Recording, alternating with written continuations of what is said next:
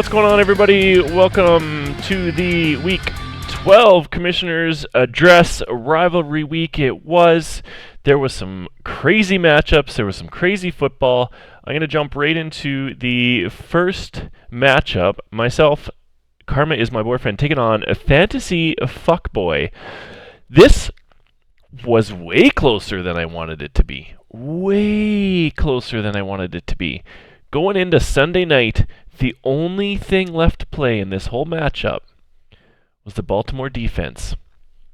And I needed 21 and change, 20-ish, and I got 23, and it was tight. I am pumped that I won, but damn, Pacheco, Stafford, New England definitely made it interesting. Pacheco had a really good game with 2 touchdowns. Gabe Davis came through. Like, what a fucking nightmare this guy has. You guys got somebody like this on your team?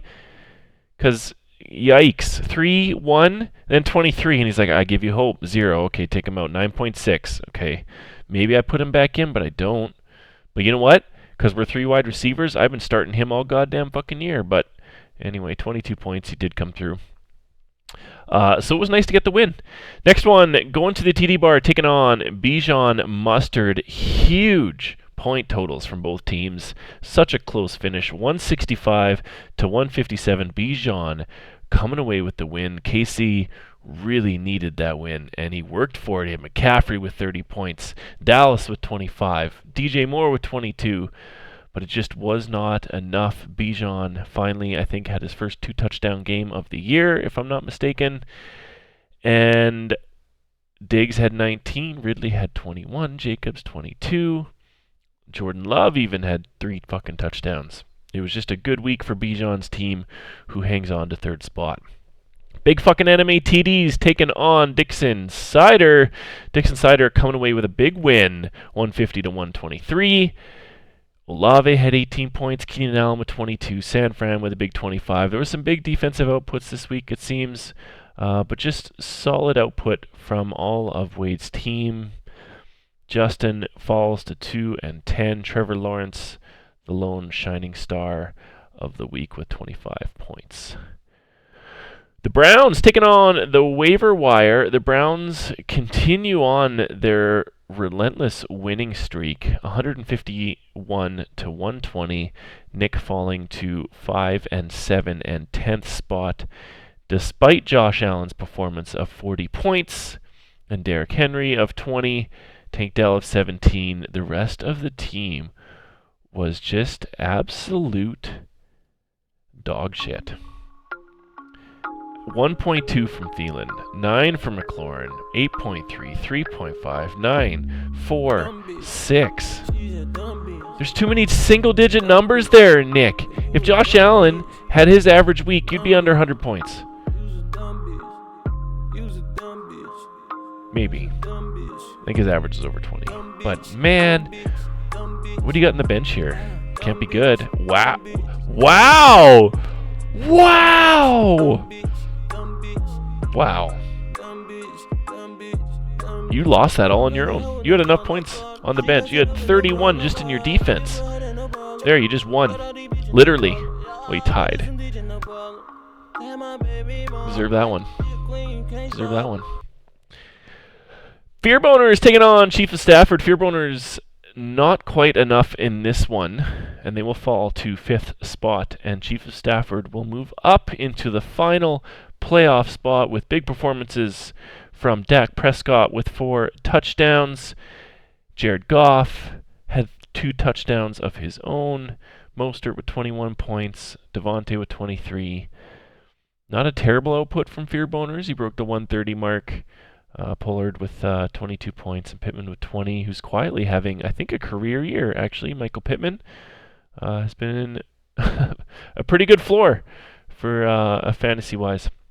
But this week, not enough to take on Chief of Stafford, 162 points. My crotch burns taking on the Swift Car Chase. You know, he's had a few tough weeks. He started off really strong, and it's been difficult. And then Eric came and took the first place spot from him. But this week he has earned the Superman and reminded us why he is still top 2. 188 points. The biggest point total of the week. 35 points from Jalen Hurts, 38 from Kyron Williams.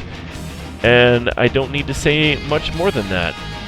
And Jordan would be getting the shaft of that Supermaning that Mike is doing over there. 188 to 127.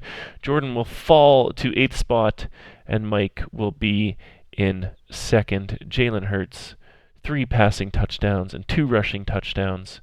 He was so good. And Kyron, my God. 143 yards, 6 catches, 2 touchdowns. Not bad. Not bad. Looking at last week's matchups, like I said, this was rivalry week, so the winner of each matchup does take away $20. I'm going to let Spencer decide how he wants to divvy that out, whether he wants to do it right away or account for it or whatever. You guys are at the mercy of him. And now I'm going to look a little bit at week 13, which is started as of last night. And I am playing Jordan, and he basically needs 2 wins to make the playoffs. He's in 8th right now at 6-6. But there's 2 teams ahead of him. Jordan, you got to win both weeks, this week and next week, if you want to have a chance at making the playoffs. And that's not a guarantee. You could win both weeks and still not make it. I can lose one of the next 2 weeks, and I should be fine. But if I lose 2, I'm probably out. I got to win one of these next 2 weeks, for sure. Going to the TD bar, taking on Fear Boners. This is an interesting one. Fear Boners is in 5th right now, and would be probably outside the playoffs if they lose this week. And Casey must win to have a chance, and even then, you probably don't have much of a chance. You kind of had to win last week, Casey. That's a tough one. And the spread looks a little ugly right now. It might be bye week hell for Casey. Big fucking anime TDs taking on the Swift Car Chase.